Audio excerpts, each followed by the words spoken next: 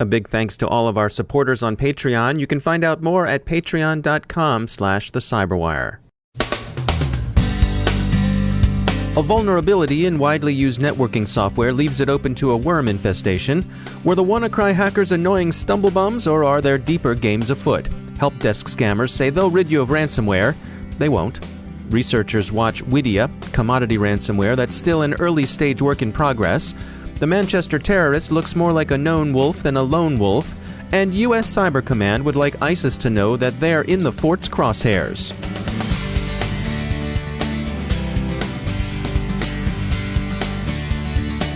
Time to tell you about our sponsor, Recorded Future. You've heard of Recorded Future. They're the real-time threat intelligence company. Their patented technology continuously analyzes the entire web to give InfoSec analysts unmatched insight into emerging threats. We subscribe to and read their Cyber Daily. They do some of the heavy lifting in collection and analysis that frees you to make the best-informed decisions possible for your organization. Sign up for the Cyber Daily email, and every day you'll receive the top results for trending technical indicators that are crossing the web. Cyber news, targeted industries, threat actors, exploited vulnerabilities, malware, and suspicious IP addresses. Subscribe today and stay ahead of cyber attacks. Go to recordedfuture.com/intel to subscribe for free threat intelligence updates from Recorded Future. It's timely, it's solid, and the price is right. That's recordedfuture.com/intel. And we thank Recorded Future for sponsoring our show.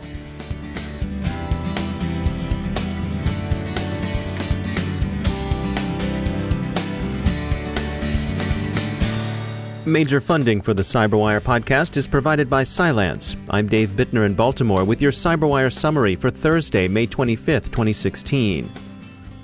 WannaCry was notable for being a ransom worm. The U.S. Department of Homeland Security warned that a vulnerability in Samba, the free Linux and Unix networking software, leaves it susceptible to similar worm infestations. According to researchers at Rapid7, there were no signs of exploitation in the wild, at least in the first 24 hours after discovery and disclosure.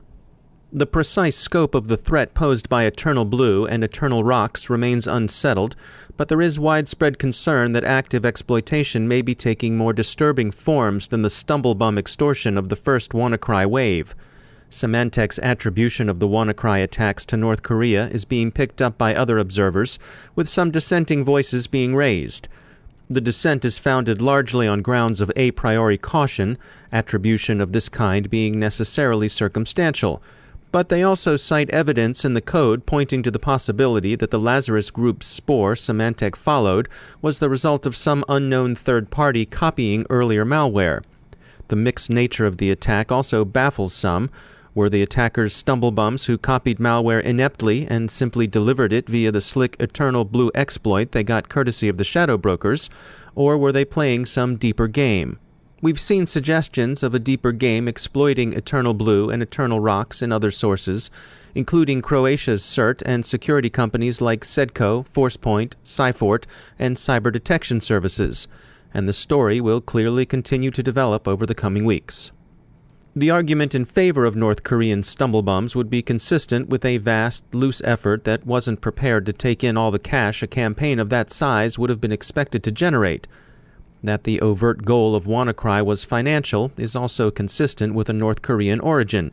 Pyongyang is cash-strapped, especially now that sanctions imposed by China, formerly the DPRK's main trading partner, have begun to bite harder. On the other hand, there are plenty of warnings that North Korea's hackers are dangerous and capable, so perhaps the extortion is just misdirection. In any case, Symantec is fairly confident they've got the attribution right.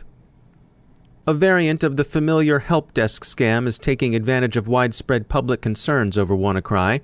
The scammers call, tell you you're infected, then offer to take over your machine to fix the infection. The UK's Action Fraud Centre sounded the alert, but it's reasonable to expect this approach wherever the help desk scam flourishes. Sentinel-1 reports a new ransomware strain, Widia, interesting in that it looks like early-stage commodity-level crimeware. Widia asks for a credit card payment as opposed to customary Bitcoin, but it seems more scareware than true crypto ransomware. It throws up a screen that says your files are encrypted, but actually they're not. Sentinel-1 thinks the authors will eventually add the malicious encryption they now lack. It's early, so stay tuned and stay alert. It's also worth noting that the incident shows there's no obvious and unavoidable relationship between cryptocurrencies and cybercrime.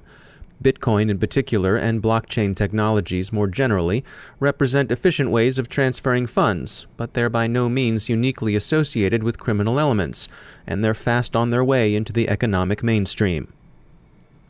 While WannaCry was a ransom worm, the most common vector for a ransomware infection continues to be phishing.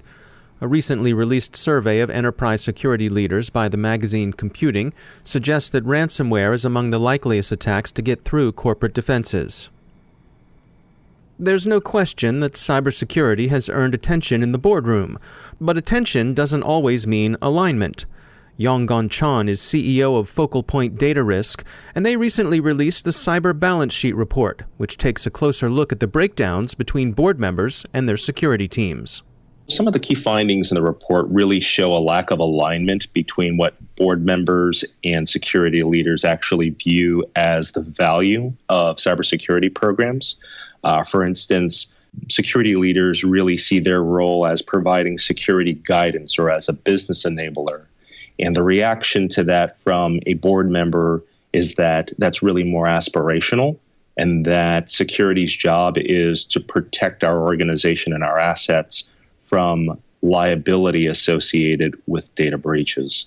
And so board members see security's role as data protection and helping the organization to manage risk. And so what do you think is driving that disconnect? I think there are several factors that drive that disconnect. I think the first thing really talks to the communication barrier. Within the cyber industry, there's a lot of emphasis on jargon. We talk about things like data exfiltration instead of just calling theft. We talk about things like 0 days.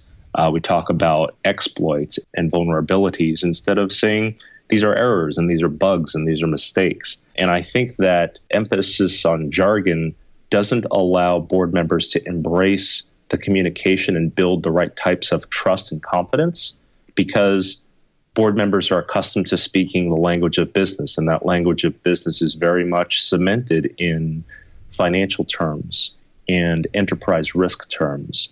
Board members have had 13 years to get acclimated to audit terms as a result of Sarbanes-Oxley. So they think about things in terms of materiality and material weaknesses or control deficiencies. And because of that language barrier, we see as a key factor in showing that disparity.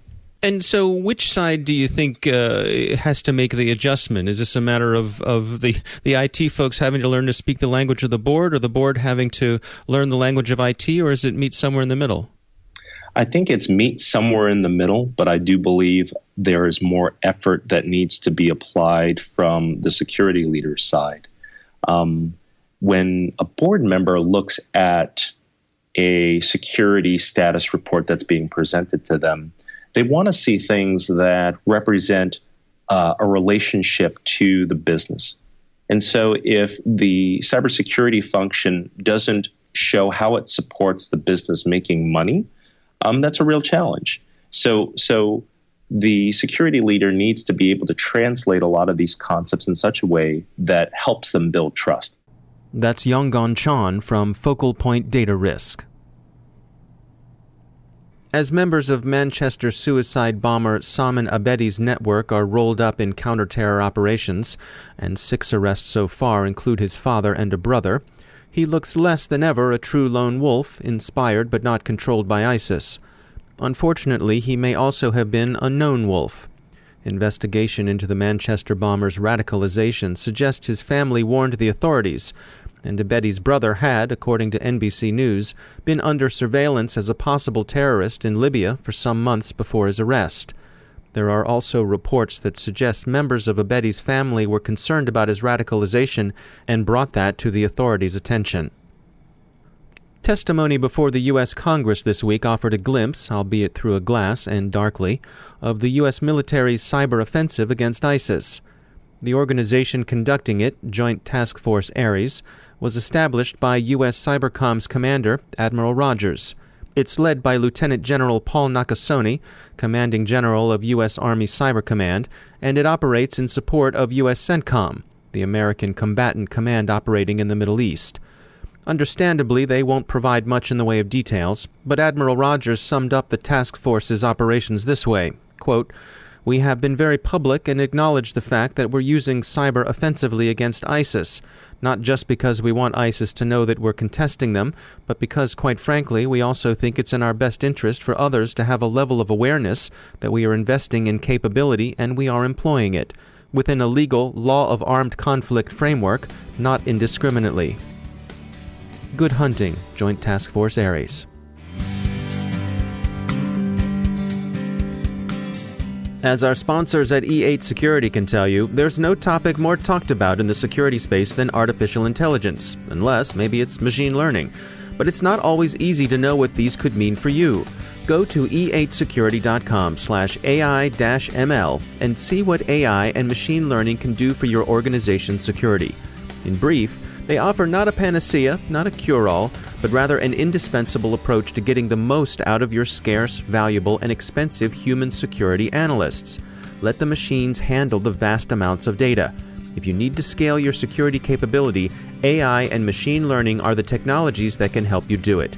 So visit e8security.com/AI-ML and see how they can help address your security challenges today. And we thank E8 for sponsoring our show.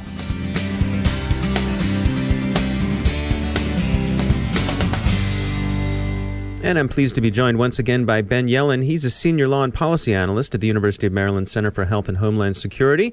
Ben, welcome back. Had a story come by from Ars Technica.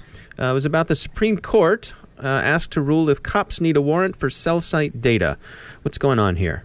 So one of the newest tactics for law enforcement across this country is to glean information from cell site data. So cell site data can reveal at least which cell tower a person was closest to. If you're trying to figure out whether a potential criminal was at a particular location at a particular time, it can provide that information. Of course, this implicates the Fourth Amendment's ban on unreasonable searches and seizures. Up until now, lower courts have held, for the most part, that the collection of cell site towers that's done without a warrant is indeed constitutional. And the constitutional basis for these decisions comes from a 1979 case called Smith v. Maryland. That case held that if a person voluntarily submits information to a third party, basically some sort of business record, so in that case, they were talking about a person's landline phone calls, which we would now consider metadata, what time the call was made, the number that made the call, the number that received the call.